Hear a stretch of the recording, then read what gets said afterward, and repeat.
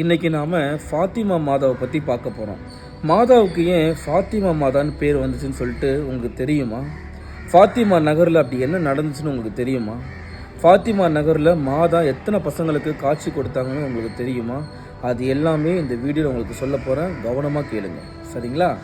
மாதாக்கு ஏன் ஃபாத்திமா மாதான்னு பேர் வந்துச்சுன்னா, அன்னை மரியாள் போர்ச்சுகல் நாட்டில் இருக்கிற ஃபாத்திமா அப்படின்ற நகரில் ஒரு 3 குழந்தைங்களுக்கு காட்சி கொடுக்குறாங்க. அதனால தான் ஃபாத்திமா மாதான்ற பேர் வந்துச்சு.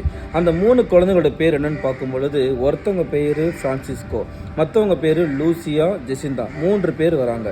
எதுக்காக காட்சி கொடுக்குறாங்கன்னு பார்க்கும் பொழுது, அப்போ தான் முதலாவது உலகப் போர் நடந்துட்டு இருக்குது. உலகத்தில் அமைதி சுத்தமாக இல்லவே இல்லை. அந்த அமைதியை கொண்டு வருவதற்காக தான் அன்னை மரியாள் ஃபாத்திமா நகரில் இந்த 3 குழந்தைங்களுக்கு காட்சி கொடுக்குறாங்க. அன்னை மரியாள் இந்த குழந்தைங்களுக்கு காட்சி கொடுக்கும்போது 3 முக்கியமான விஷயங்களை சொல்கிறாங்க. ஒன்று, உலகத்தில் சமாதானம் நிலவணும், அமைதி நிலவணும்னு சொல்கிறாங்க.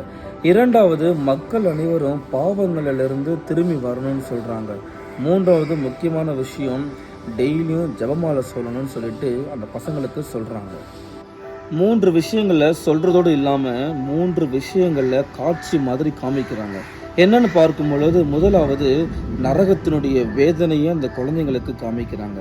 2வது, ரஷ்யா நாட்டில் ஏற்பட்ட அந்த போர், அதனால் அவங்க படுற துன்பத்தை காமிக்கிறாங்க. 3வது, இது எல்லாத்தினாலும் பாவங்கள்னால திருச்சபை எவ்வளவு கஷ்டப்படுன்றத அந்த குழந்தைங்களுக்கு காமிக்கிறாங்க. என்ன நடக்குதுன்னா, இந்த குழந்தைங்க போயிட்டு ஊரில் சொல்கிறாங்க, ஆனால் ஊர் மக்கள் யாருமே நம்ப மாட்டுறாங்க. அதனால் அக்டோபர் 13 ஊர் மக்கள் எல்லோரும் இந்த குழந்தைக்கு மாதா எங்கே காட்சி அளிப்பாங்களோ அங்கே வராங்க. சுமார் 70,000 மக்கள் வராங்க. அன்னைக்கு என்ன நடக்குதுன்னா, வானத்தில் சூரியன் நிறம் மாறுது. அதை பார்த்ததுக்கு அப்புறம் தான் மக்கள் எல்லாருமே நம்ப ஆரம்பிக்கிறாங்க. ஜெபமாலையை தினமும் சொல்ல ஆரம்பிக்கிறாங்க. அதனால தான் அவங்களுடைய வாழ்க்கை மாறிச்சு, பாவங்கள்லேருந்து அவங்க விடுபட்டாங்க.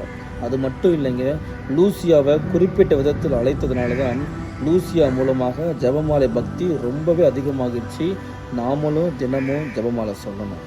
இதனால தான் அன்னை மரியாளுக்கு ஃபாத்திமா மாதா அப்படின்ற பேர் வந்துச்சு. நாளைக்கு வேற ஒரு டாப்பிக்கோட உங்களை பார்க்குறேன், சரிங்களா?